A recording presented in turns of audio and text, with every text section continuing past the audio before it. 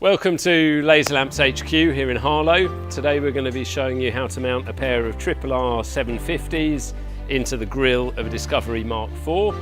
Today it will be a step-by-step guide showing you how to do it.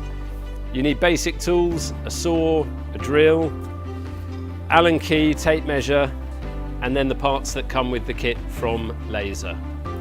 Let's get started.